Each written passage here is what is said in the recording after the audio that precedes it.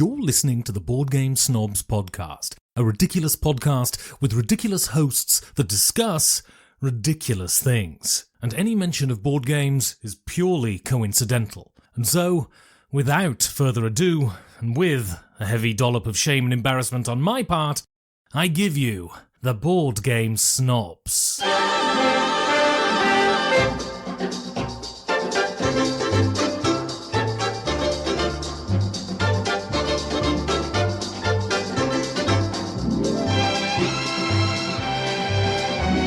And welcome to another episode of the Board Game Snobs podcast. I'm your primary host, Gaby. With me today, primary guest host, Daniel Hughes. Hello, Gaby. How are you doing?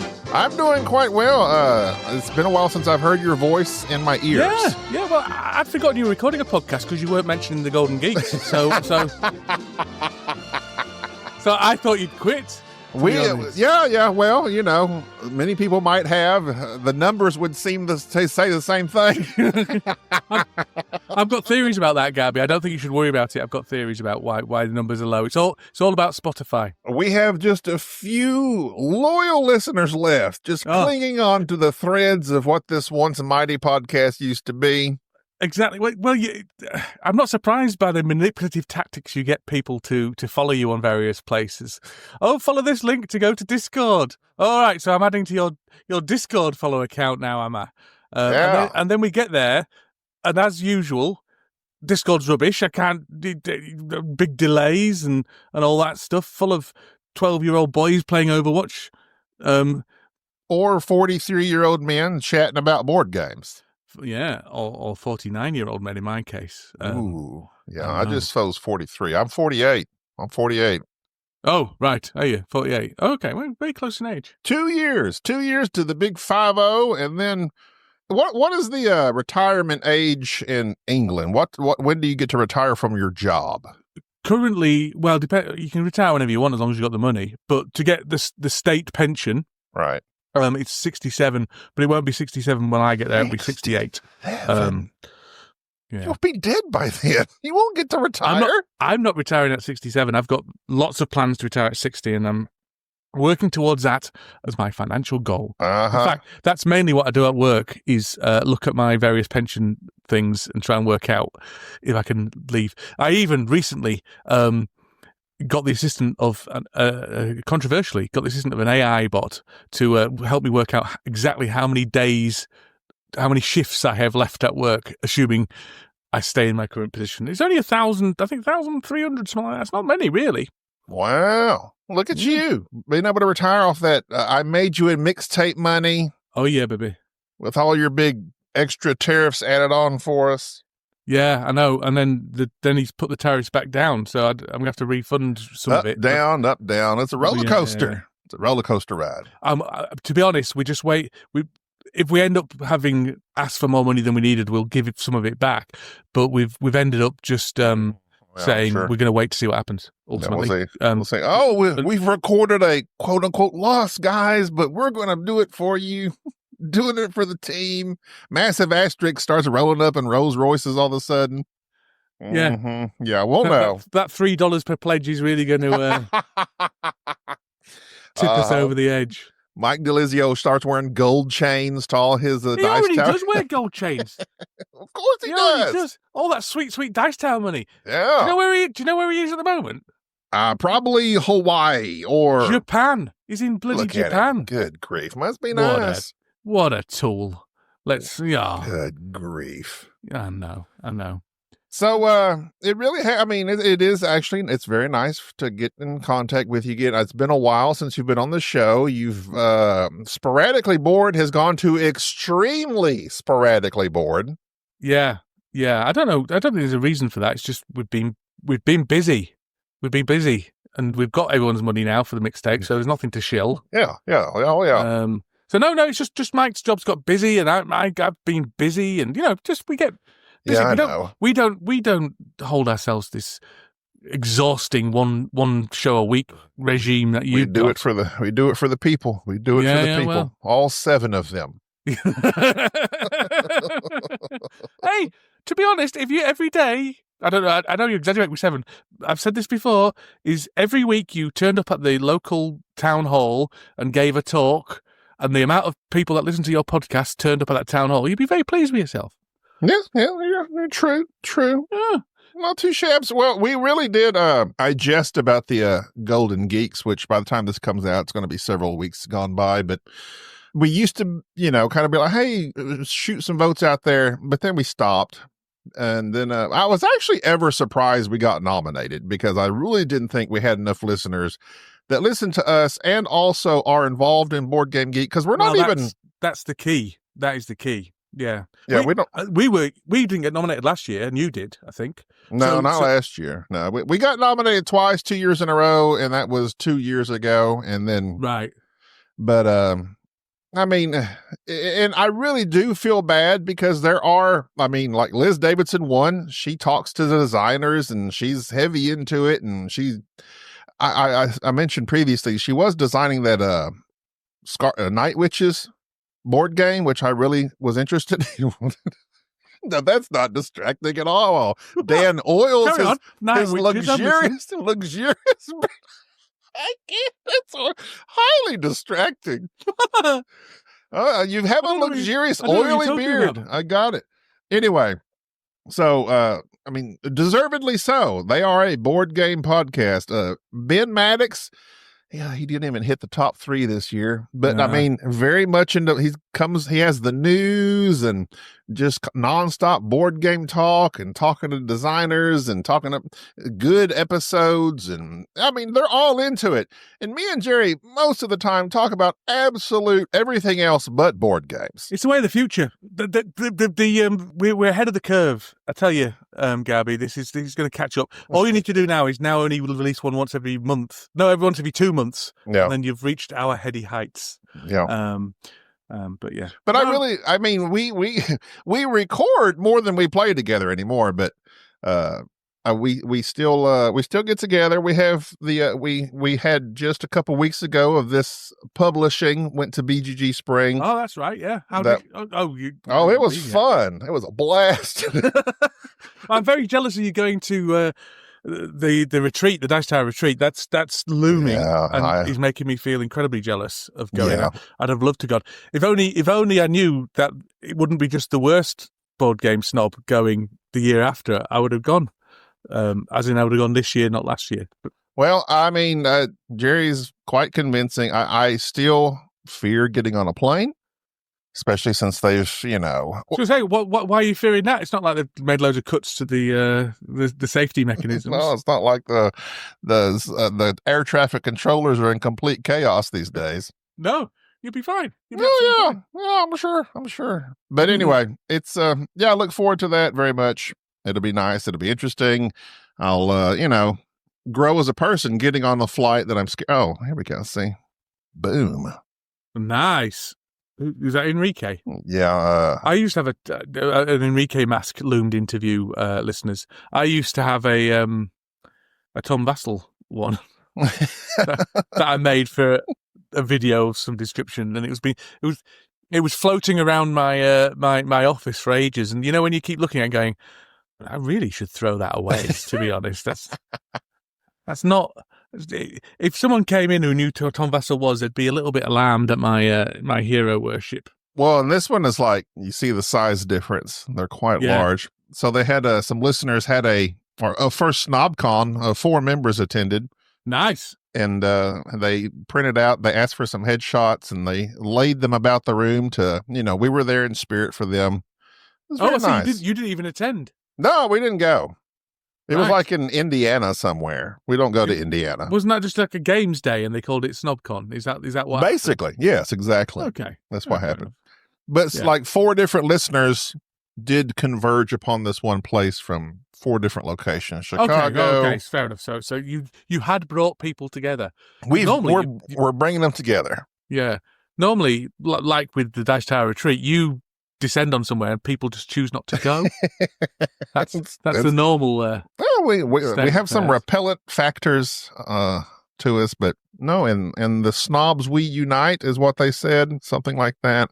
Nice. But well, you bring people together all the time. We always do. I mean, that's what I try to do. That's what that's what we're all about, really. Ultimately, that's the aim of your podcast, isn't it? Bring about world peace. That's ultimately. I think we're almost there. I think we're almost there. Things are looking good. Not so far to go now. Things are all coming up snobs, as far as I'm concerned. Jolly good. Jolly good. But as far as other things, I was going to ask you a question. I found very interesting. Well, when a man and a lady love each other very much. I am very special curious. Type of kissing. I did have some misconceptions about that when I was a young man, but I shall not go into that's interesting. In detail. No, I remember as well. Actually, I won't go into it either because I know you like to keep a clean thing here. We like. But I nearly asked my parents a question, which, in retrospect, I'm very glad I didn't. We're a family show. We're a family show. Are you familiar with Mary Toft? Sorry, Mary Toft. Toft. No.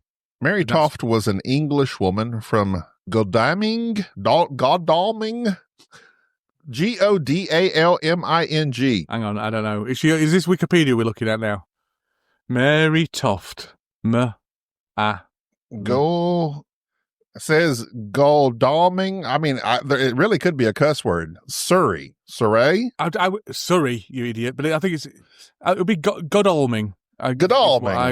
Godalming is how I would pronounce it, but I don't know the town. She was an English woman from Godalming, Surrey, who in 1726... Surrey, not Surrey, for God's sake. became Surrey? Yeah, Surrey. Oh, not you, Surrey. See, now she's wanting to ask me, what? Do you have a question for me? She became the subject of Alexa, considerable... play I'm Too Sexy by Right Said Fred. I'm too sexy for my love, too sexy for my love, love's going to leave me.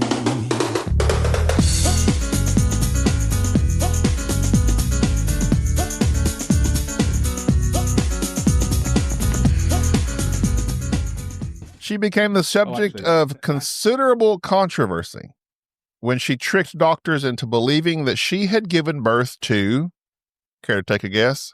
Rabbits. Look at you, looking at Wikipedia. Well, I was looking at Wikipedia because I had to pronounce the Godalming or whatever it is. Yeah. In 1726, she became pregnant, but following her reported fascination with the sighting of a rabbit, she miscarried. Her claim to have given birth to various animal parts. This is what's concerning. See, the initial thing that I saw was like she gave birth to rabbits, but then it's like going into detail. Animal parts prompted the arrival of John Howard, a local surgeon, who investigated the matter. He delivered several pieces of animal flesh and duly notified other prominent physicians. Long story short.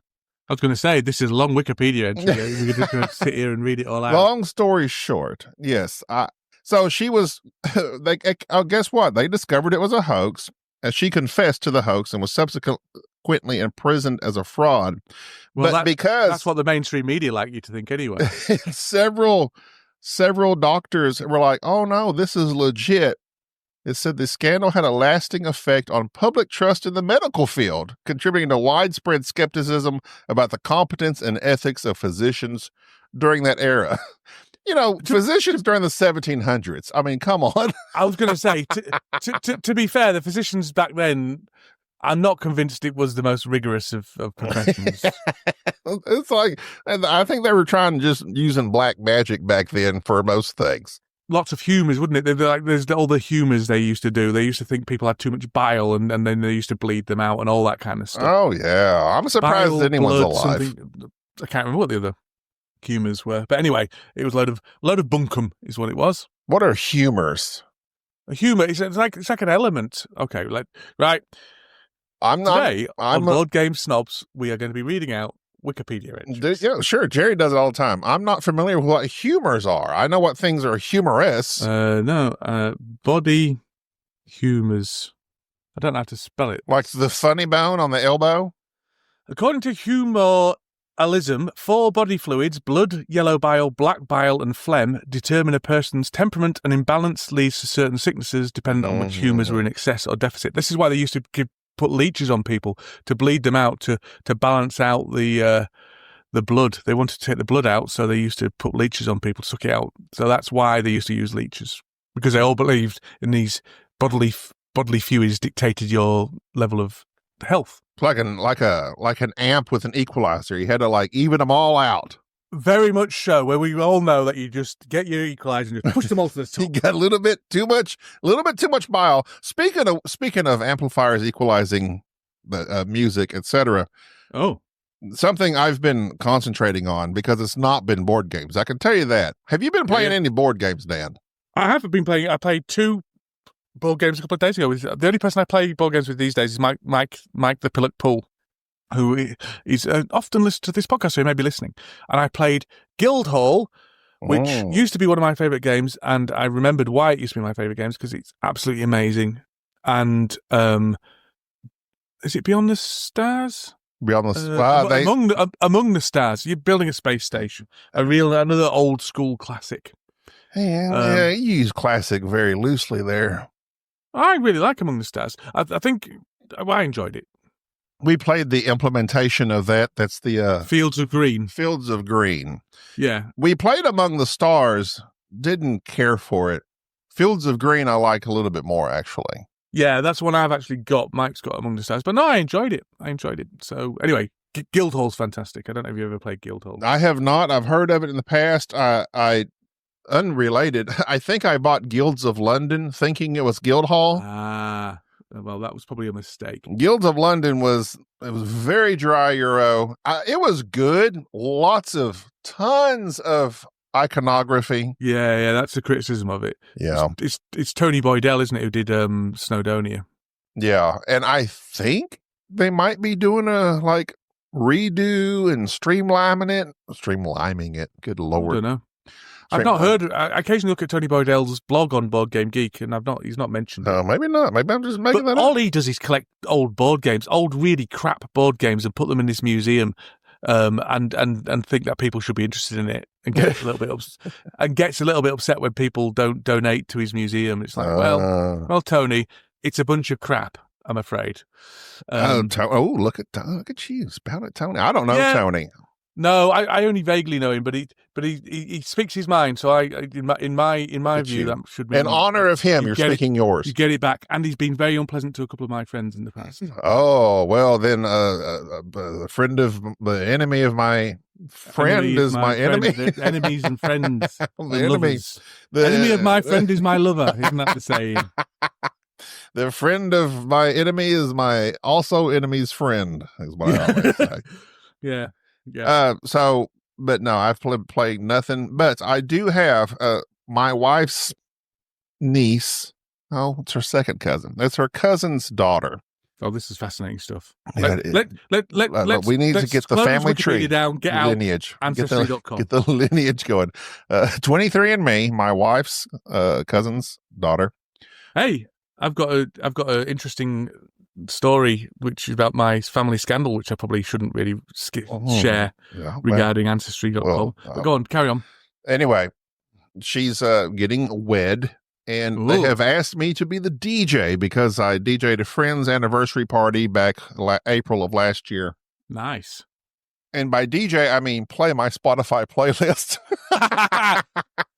You should load it with inappropriate songs like. Lots of Marvin Gaye.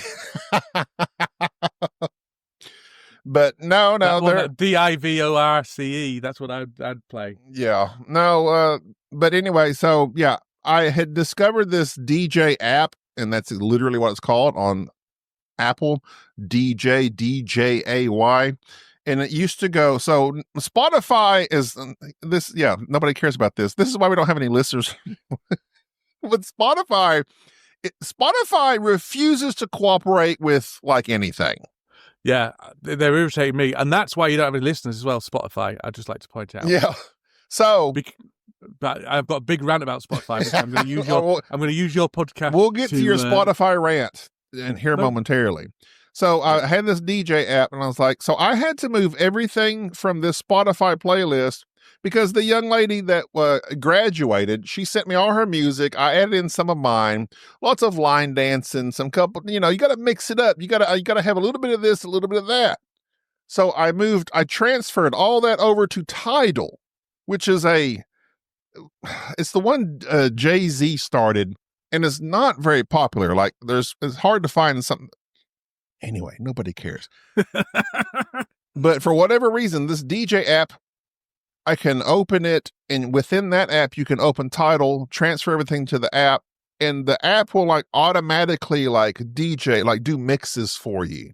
Right. And it does these transitions, like do, do, do, do, do, and goes into the next song. Yeah. And it's really nice. It's really cool sounding. And there's no like stopping the music. There's no lulls. It's just nonstop. Bam, bam, bam, bam, There's bam. more to that than being a DJ. You need to read the room. You need to put the right track on at the right time. What I did was I wrote every song out. I played them like, okay, we have this many, so for the graduation party, it was a bunch of young single kids. So I'm like, they're not going to be into these old country couple dancing. They want to get out there and jam and get their dance on. Were they quite ugly? Is that why they were single? Is that... No, they're young. They're children, Dan. I thought you said young at the graduation. I thought that's like 18, isn't it? You want them to be married at 18? No, girlfriends and boyfriends, surely at that age. Well, I mean, no, for this group of kids, I guess they're living the single life. Guess they're really ugly. Okay, carry on. I DJ'd an ugly party. Yeah. Was it called the Ugly Bugs Ball? At midnight, they got back in their pumpkins. Anyway, so the vibe for a graduation party is different than a vibe for a wedding. Yes. Because at the graduation party, lots of young hip music, but at a party, there's going to be lots of older families and couples. Well, you need stuff that everyone will go to the dance floor for. You need some standards. Whereas a graduation, they don't care about ABBA, do they? They don't want ABBA. Yeah, no. So it was, but everyone was real satisfied with my DJing at the party. They said it was a nice mix. There was line dancing, there was single dancing, there was couples dancing, there was two-stepping, there was all the above. Good. That's what you want to hear, isn't it? When you say, how was my DJing? It was satisfactory. Satisfactory. So then this young lady, she's like, would you mind doing our wedding as well? I'm like, sure. I thought we'd finish the story. Okay, go on. So we're on to a wedding now. So okay. Now the wedding. So now but now I have all this music from the graduation. Like some of it's applicable because all of this young generation, at least around here, they love line dancing. Like that's all they do is line dances. And there's dances I've never heard of before. I thought that was like the 90s. No, it's back, baby. It's back. Okay. So many, the Flex and the Men in Black song, and it's very TikToky though, line dancing, isn't it? It's like you do a set dance, which is what they do on the TikToks. They do these dances on the TikToks. These choreographed. Listen to these two old white men talking about TikTok dances. What? Two grizzled old bearded white men talking about the kids and their dancing. I do TikTok dances for Cora, but she is absolutely mortified. She's hilarious. Anyway, go on, carry on. I was gonna. How old is Cora now? 13. Oh, good Lord! I didn't realize she was that young. Mm. What was she, 8 when y'all made Cora Quest? About 5 years ago, yeah. Wow. And now she's completely done with board gaming. She really has, actually, to be fair. You burned her out. You burned her out. That's what happens when they turn teenage. You lose them, and then they come back again in a few years. So, yeah. You don't lose them, but you certainly have more difficulty finding them. Actually, you don't have difficulty finding them. They're in the rooms. That's what they are. They're on their phones looking at TikTok. Looking at the TikToks. Comes about full circle. But anyway, so I have to. Are we still doing this story? You're at a wedding. So the stress of finding good music and being a good DJ is upon me. That's all I'm saying. Okay, so you've not done the wedding. I can send you a list I can send you a list. Well, then send it. I need all the good wedding songs that would be good for couples dancing as well as a variety. Do couples dance at weddings? They don't in the UK. Oh, yeah, you because... get really drunk and everyone just kind of dances. Usually it's kind of...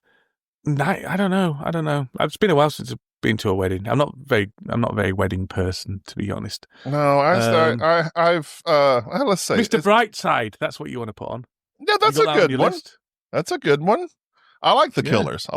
But that's not my favorite one. I like the one about are we human or are we dancer? Yeah, makes no sense. As well? Makes no sense. Yeah, it's Killers. Okay. Yeah, but that'll do as well. But I think Mr. Brightside is more kind of cheerful. So it's like, yeah. That's the bright side, even though if you listen... that's probably why they called it that. It's the brighter side of dancing. It is deep. It's very deep. Knew? So, what have you been up to? Go ahead about your Spotify hatred. Oh, no. I just think the reason, because I've heard a lot of podcasters talk about how their numbers are dropping, and there's two reasons for this, and they're both to do with Spotify. Most people are now listening to podcasts on Spotify, I think, or certainly a lot more than ever used to. And number one, that means they don't download your podcast to the phone and then never bother listening to it, because they only give you a download number when they press play, as opposed to have it download, and that's when it would previously give you when it stored it on your device. Yeah. That's the first reason Spotify's, and that's not a bad reason, it's more accurate numbers. But the second reason, and this is why I'm furious at Mr. Spotify, is when on the homepage, it only ever shows you the big podcasts that have got new episodes out. Never shows you the little ones. Certainly not me. Look, and so it only shows you like 6 new episodes. So you don't realise that a week ago the Board Game Snobs dropped an episode and you don't find it, and then therefore you don't listen to it. So that's why I think it's the algorithms. Algorithms, don't get me started on that. Algorithms have ruined the internet. Yeah. I was talking to Kerry the other day about how the internet used to be so much more valuable, like in 2005. And for the little man. For the little man. And now it's just 4 corporations wringing cash out of you. That's all it is. There used to be thousands of sites. The world was at your feet. You went all over the internet. You discovered things. You kind of, you followed one link to another link and another link. And you found little gems and you became focused. Now, 4 sites you go to. You go to YouTube, you go to Facebook, you go to X or Twitter, you go to Instagram, and that's it. Yeah. That's it. And Amazon. What other sites do you? Maybe a news site or 2, but what other sites do you look at data? You just hemmed in by these bloody multi-billionaires. If you're not on one of those, then like your little blog sites, your movie sites, your TV sites, nobody's going to www. whatever anymore. No, so you have to do it all on their platforms. You have to do it all on YouTube channels. You have to do it all on Facebook. You have to put your things on Facebook to be seen. You have to put your photos on Instagram. You can't have your photos on your own site. You got to have a link. So the democratization of media is being grasped back by the corporations and made even worse in that you have to use their platforms to give your creativity and then line their pockets of people who really, really don't need any more money. So come the revolution, that's who's Zuckerberg, Bezos, bloody Musk, first against the wall. That's what I say. Yeah, I would tend to agree with you. It's like I don't look at anything else, and I'm not looking at any site I happen to discover, it would be through one of those big 4. Yeah, exactly. Yeah. And you don't go back to that site either. You just stay on those big 4. Yeah. And you don't go, oh, this is a good site, I'll bookmark it. Who does that? Anyway, that's my complaint. It's a valid one. That's faint. I don't know if it's political or not. It's not political. Yeah. It's worldwide. Probably political with a low P. Anti-capitalism, maybe? I don't. Yeah, baby. Let's come the revolution. The new communist revolution. When is this revolution going to happen, by the way? Oh, it's not going to happen. The rebellion. Maybe probably will get to be a rebellion before it can be a revolution. But yeah, so that's what I've been doing. I've been doing really well. I've been I'm happy. I've been going on more walks than I used to do. I've lost quite a bit of weight. I'm doing well. I can see that. I can see your gaunt face. I wouldn't describe myself as gaunt. Your face is gaunt. Well, compared to what I was used to seeing pop up. I'm gaunter than I was. I've lost 40 pounds at this point. Good grief. Yeah. Nice. So I'm gaunter than I am. It's one of those things where you've lost 40 pounds, but it's like, but other people would be starting from my point now. Yeah, I know. So it's quite hard to get too excited about it because it's like, I've lost 40 pounds. I'm back to where I thought I was hideous and revolting when I was 45. So what was the weight when we were doing well-rounded gentlemen as to where you're at now? I don't know, actually. I think I was probably about 30 pounds heavier. So I put on like 10 pounds and then I've lost 10 pounds. Yeah. And then, yeah. I'm happy to talk about how I did it, unless you don't want me to talk about how I did it. Please go ahead. No, because a lot of people don't talk about how it's done. No, I've been taking that Monjaro, which is the injection, the GP1, is it, or GP2? Anyway, GLP that slows down your digestive system and also helps with your balance of your blood sugars. And it has been like a miracle has hit me, Gaby. Really has. It's been absolutely incredible. It's not that I don't have to have an effort to lose weight, and that's I still am having to make an effort, have to make right choices, have to do more exercise, all that kind of stuff. But it's not hard. Mm-hmm. It is hard. It's not torture. Right. It's amazing. It's amazing. I most definitely I personally, as a longtime searcher outer of the miracle pill, I'm pro Monjaro, I'm pro Ozempic, I'm pro whatever it takes. I think the people who are anti it are people who think that fat is a moral issue. Yeah.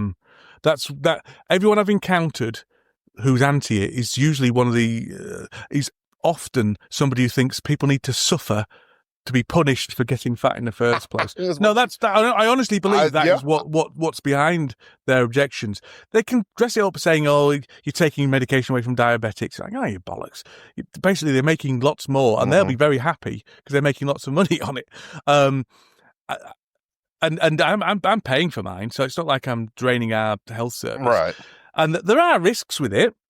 But you make an informed choice, and to tell you what, there's a lot of risk with being the way I was. As well. Good Lord! Like being fat's one of the highest risk things you can be. But if you think it's cheating, and if you think it's wrong for people to get a medical tool to help them lose weight, you need to have a long, hard look at yourself and work out why you think that. Because if it's about these people need to do it properly, these people need to suffer and learn their lesson. And the other argument that people sometimes say is, "Oh, well, you'll just put it back on again." Well, that's every diet. Every diet there's a risk of you putting it back on again. Trust me, I know. I've put weight back on after a diet. Yeah. I mean, that's what I'm saying. Like, I don't know people because it's just the backlash to anything becoming super, super popular. Yeah. There's always backlash, no matter what it is. I mean, I took phentermine from like 2016. Phentermine is literally, I think it's an amphetamine. It was speed.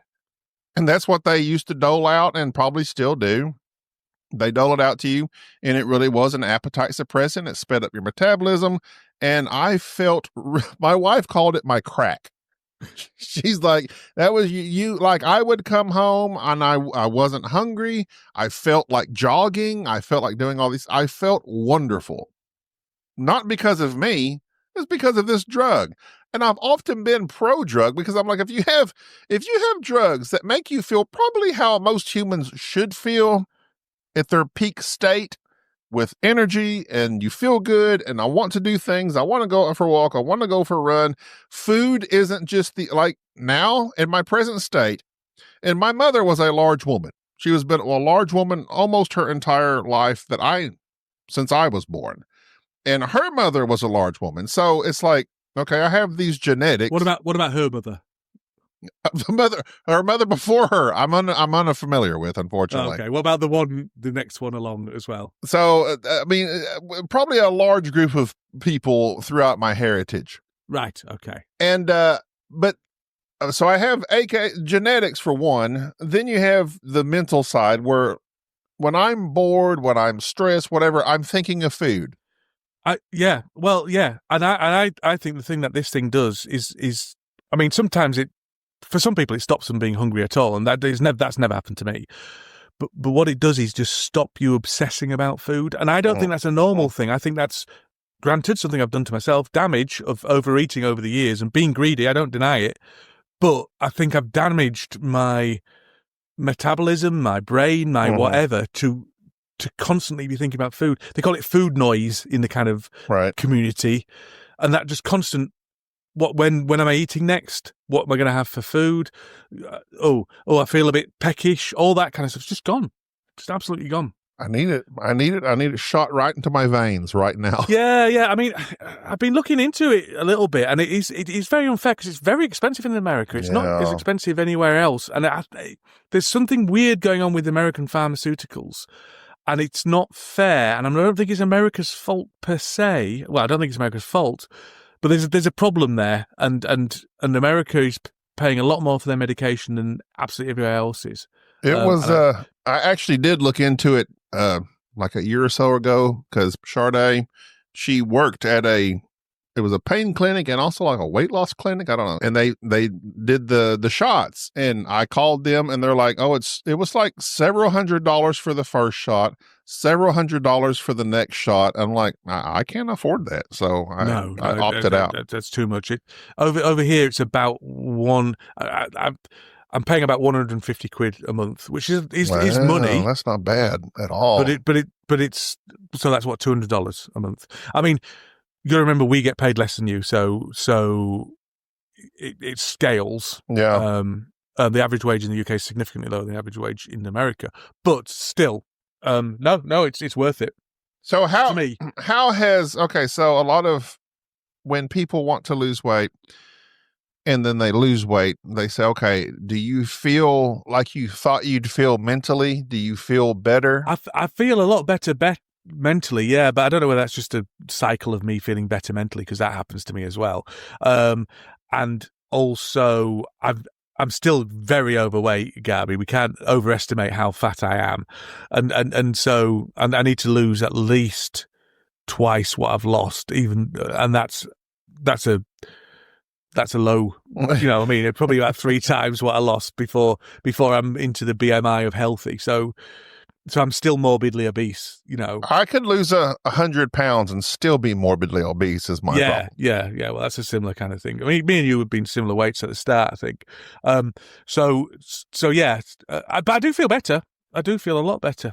I don't feel disabled by my weight anymore. I just feel fat, if that makes any sense. It got to a point where I felt I wasn't able to do things. And I thought, this is crap. I don't like not being able to do things. I mean, I've gotten to welcome to Well-Rounded Gentlemen.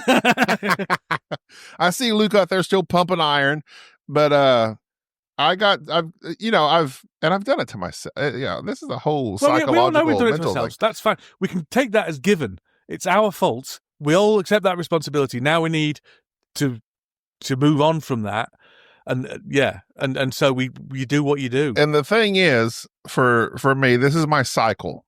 This is my cycle that I go through on a weekly basis almost. You determine, as all fellow fatties do, you start on Monday, right? Yeah. We're going to start on Monday. You start off on Monday, you might do good Monday. By Tuesday, you're worn down from work. You're stressed out a little bit. Yeah. You look at the scales, you haven't lost 10 pounds. Yeah, I've ordered 20 or 30 or 50. I'm not skinny yet. What the crap? So then you're faced with this seemingly insurmountable amount of weight you need to lose. Mm-hmm. You're hungry. You've had a stressful day. I'm going to have myself a drink. When I drink, I get hungry. So I'll have a couple drinks. Well, then I'm getting hungry. And then I'm eating late at night when I shouldn't be eating. I should be in bed. But I don't want to go to bed because I worked 8 hours that day or however many hours. And I want to have some me time. So I stay up late watching TV. And because I'm watching TV, well, I like to munch on something. So then I munch on something, and therefore I'm morbidly obese still.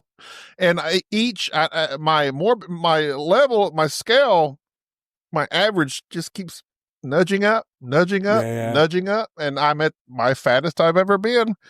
And what you consider to be your normal?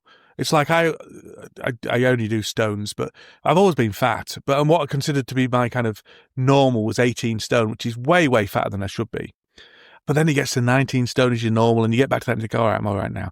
And then, 20 and then 21, and it got to 23 stone at the end of it all, which is, I don't know how much pounds. But I think a stone is 15 pounds. A stone is 14 pounds, yeah.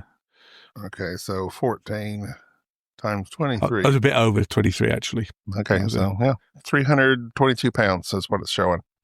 Yeah. But so you're also, what, 6'3"? I'm 6'2". 6'2"? So I'm currently at, because I changed it into pounds because I thought we'd talk about it. I started at 325 pounds, and I'm currently at 287 pounds. Very good. Yeah, see, I yearn to hit 300. If I can hit 300, I'll be doing good. Well, it was nice when I hit 300, and it'll be nice when I go under 20 stone again as well. That's not so far away. That's only about 7 pounds off. So, yes. Unfortunately, I mean, a lot of the modern day lifestyle, and I think this, as we did with Well-Rounded Gentlemen, the podcast, there's about 3 or 4 of them episodes out there somewhere, I'm sure. But it was me, Dan, and Luke Pryor from GameFound. And we discussed our issues with fighting being overweight. And that's an issue I would say that if you go to a board game convention, you'll see that many of our fellow brethren have. Yeah. And the lifestyle is, for me, I work all day sitting. My watch tells me, hey, you need to stand up, fatty. Get up. Move your body for 1 minute, at least an hour. So my watch will tell me, hey, stand up. I ignore it because I'm busy. But I work remotely. I'm in a chair all day. Then I go sit in my lazy chair and watch TV on my breaks. And then I get back in my chair and go back to work. And then after work, I get back in my chair and eat dinner. And that's just it. So I know there's an active lifestyle. And again, we accept, us fatties accept responsibility for our actions. I know I did this to myself. And when I was a young man, I wasn't fat until I got married. Yeah. I was very active. I played tennis. I played basketball. I played all the sports nonstop. Me and my best friend would play. But as soon as I got married, I started getting overweight because responsibilities change, interests change. I blame your wife. That's who I blame. It's Gina's fault. It's absolutely Gina's fault. Absolutely. You're an innocent victim. I am innocent of my morbidity.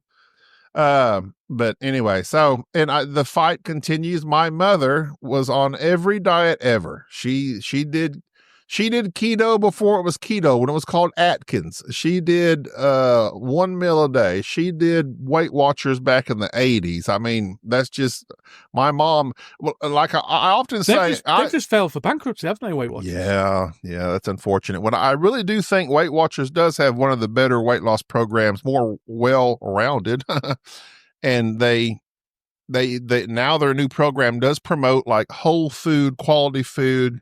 They give you all these free points for like vegetables and fruits and even like lean meats like pork and chicken. Because I've been on it recently. My wife is always on it. My wife lost like 60 pounds on an older version of Weight Watchers where you just had these points, not the free points. Anyway, so yeah, it's just been a struggle that I continue to fight. And I on my breaks, I have a block I walk around, which by the time I walk around that block, my break is over. So it's about a 10-minute walk. And on my lunch period, I try to go walking for like a mile or so and then come home, eat my lunch, go back to work. It's just, it's tough. It's not easy. It's not easy. Yeah, no, it's difficult. And who knows? I mean, I'm feeling positive now, but I've also felt positive during diets before. I'm not saying this is definitely going to be the miracle, but it's felt less torturous than it ever has done before. So here's the thing, Daniel. And yes. I experienced this when I was on phentermine. I lost 90 pounds. I was, like I said, I was able to jog 10 miles at one point. I was in fantastic shape. I'm not doing that. I'll tell you that much. Well, this was 10 years ago, so I was a much younger man. And I felt wonderful. I felt good. Phentermine, you develop a resistance against. So it stopped working. And slowly over the years, the weight has just crept back on, and now I'm heavier than I've ever been. What is there like an end game, a end point? No, some people are saying they're going to keep on it for the rest of their life, and that's as far as I'm aware, that's a valid thing. I don't know. I don't think I want to do that. The end game would be to slowly come off it and try and control the hunger as it comes back. Yeah. Really. So we'll see. We'll see. So that's what they say is the tough part is, okay, the medicine, whether it be whatever medicine you're on, because phentermine is the same thing for me, like it controlled my mental state for me because I didn't think about food like I did without it. So if you were to come off this medicine, well, then the mental things comes back of where's my next snack? Where's my next dinner? But I suppose what I'm hoping is that because theoretically, and as I say, and I know I can't see into the future, but I feel more optimistic about it than I ever have done. Theoretically, I'm going to be a much healthier weight. I won't have that battle in front of me, if that makes any sense. It'll be easier because I'm there already. Right. It would be like when, because I'm also very determined never to get back to the state I've been in recently because A, I'm 50 years old. I'm going to die if I don't sort something out. And B, well, that's basically it, really. I don't want to die. Yeah, no. That's not wanting to die is pretty good motivation. Yeah. Well, it goes from kind of not wanting to be more, I don't know, accepted or physically attractive or whatever to one not wanting to die, and one's a bit more motivated than the other, especially seeing as though I've already trapped my wife. and she's assured me she doesn't care what she looked like, otherwise she wouldn't have married me in the first place. Yeah. Well, so she sounds like a good person. Well, congratulations. I'm glad you're feeling better and looking better and doing better. Because I mean, you do. Everyone looks better thinner. It's just a fact. I have like so many clothes I could wear if I wasn't fat, like in my skin, all the clothes you put aside saying one day I'll get back into them. No, I'm a long ways from fitting. And in fact, I'm looking forward to getting back in my flares. I'm wearing a t-shirt now that was deep in the closet. My wife drug it out. She's like, do you still want, it's a Superman graphic tee, but it's way snugger than it used to be. Yeah. But I like it because, again, another issue of the fat man, this is the fat man episode, is, having a t-shirt that covers the underbelly.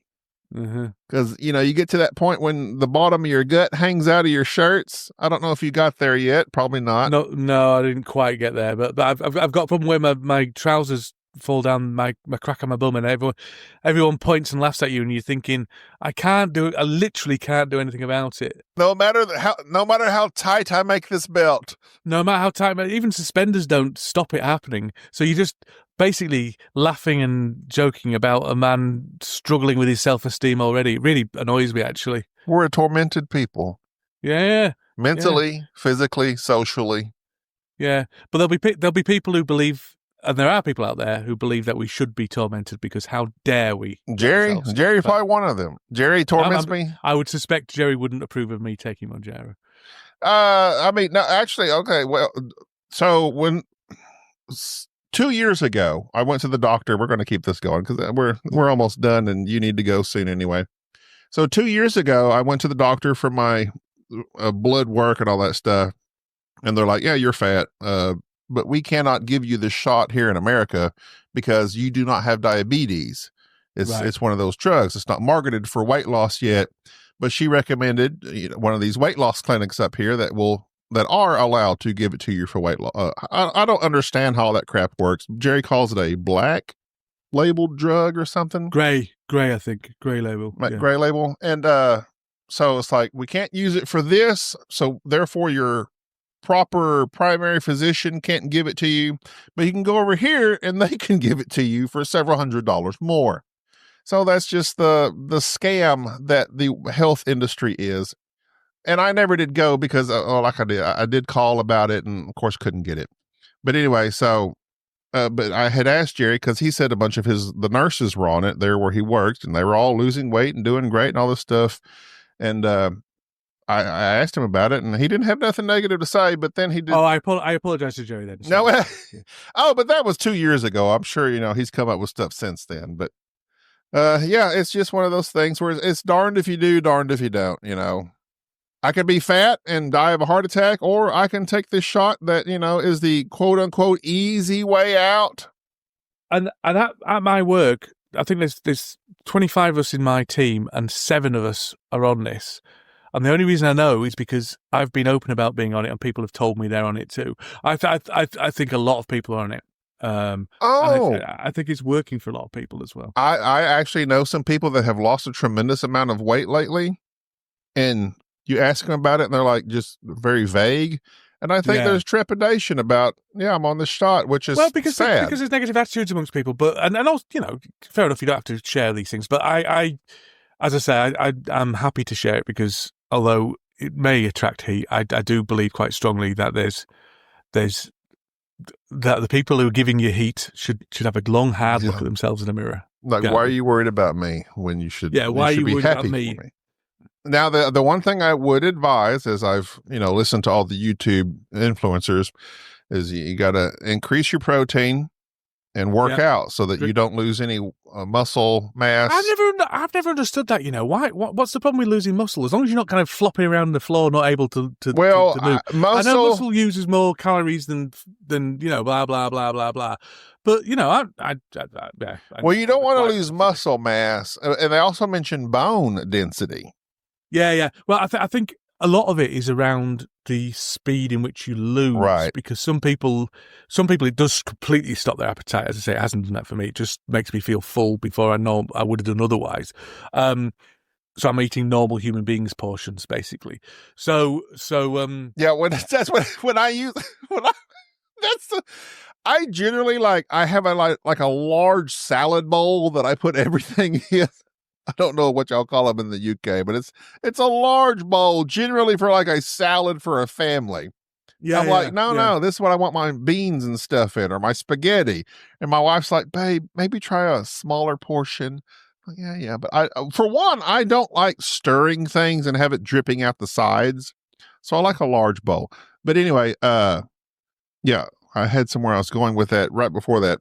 But I lost my train of thought because I got distracted with the bowls. The bowls. No. I was just saying. I can't remember what I was saying either. So, yeah. Some people lose weight really rapidly, and that is really bad for you. I'm losing weight. I think I'd read somewhere that 1% of your body weight a week is about as maximum as you can possibly. Maximum that's safe at all to go to, and I'm under that. So, and I'm drinking lots of water because not drinking enough water that can cause pancreatitis. You've cut back on your Diet Coke consumption. Don't drink it anymore. That's the other thing. There's weird stuff that I just don't fancy anymore. This is really sparkling water. That's all I drink now. Any negative side effects like nausea? Constipation. That's it. That's it, but not horrific. I could use some of that, actually. I go to the bathroom way too frequently. The TMI episode. Tiny bit of heartburn now and again, but very rarely. But just a bit of constipation. But how much of that is me not eating as much, so not needing to get rid of it as much as well? I mean, the thing that's causing constipation is eating much more protein. And also, I was hearing that the one of the guys said any diet, like not just this, they said any diet where you lose weight quickly, you're going to experience the same side effects of muscle loss, bone loss as this thing. So it's just take care of yourself. Try to do what you can to prevent it. It's just the losing of the weight, but on balance of it needs to go. So yeah. I'm with you, Dan. I wish you all the best, and we can go ahead and close this thing up because you need to. Jolly good. 3 months later, 3 months time, I'll come back and I'll be rake thin. I'll be. I want to see your abs. I think you'll have to find them underneath the loose skin. There you go. There's my punishment for you. There's no way I'm getting away without. If I do get down to a target weight, there's no way I'm going to get away without some kind of like kilt around me. A flesh kilt. Yeah.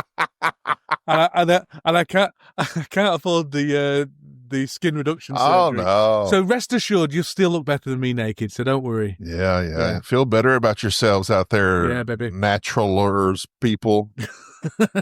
All right. Well, Dan, I appreciate you coming on. And I'm sorry I wasn't filling as this entertaining time. as I usually am. I do apologize. Oh, you were fantastic as always, Daniel. Don't cut yourself short. All right. Well, that's going to do it for this episode. Thank you, Daniel. Say hi to Michael DeLizio. I'll see him in September. That'll be my first time ever seeing. Oh, shut your mouth. Meeting Mike in person. I look so much forward to that. And the rest of the team there at the Dice He's Tower not much Retreat. fun in person. Well, no. He's a lot shorter than you. He comes up to your knees. I know. I've seen the pictures. I'm going to pick him up and swing him around. I've said it for years. And I'm going to film it from my perspective and put lovely romantic music to it. Oh, it'll be beautiful. I'm looking forward to the video. All right. Until next time, when I have Daniel as my primary guest host, I'm Gaby. I'm Daniel, or Dan, as I prefer to be called. Why not Daniel? I don't mind. Don't know. Because that song by Elton John. Did your mother call you Daniel? My mother and father combined, I think. Yeah. That's how I got the name. They have to tell the birth certificate people. They don't. I know, but was Dan like something they called you, or did they say Daniel? No, it was always Dan. I've never been anything but Dan. Really? Anywhere. Yeah. All right. Well, until then. On that bombshell. Have a good. That exciting bit of. We saved the lead to last there, didn't we? We saved the absolute cream of the crop, the most interesting part of the podcast. Sadly, it really was the most interesting part of the podcast. How right to the dare end. you? That's why we're not Board Game Geek nominated. Bye-bye. Bye-bye. Thank you for tolerating this episode of the Board Game Snobs. Stay classy.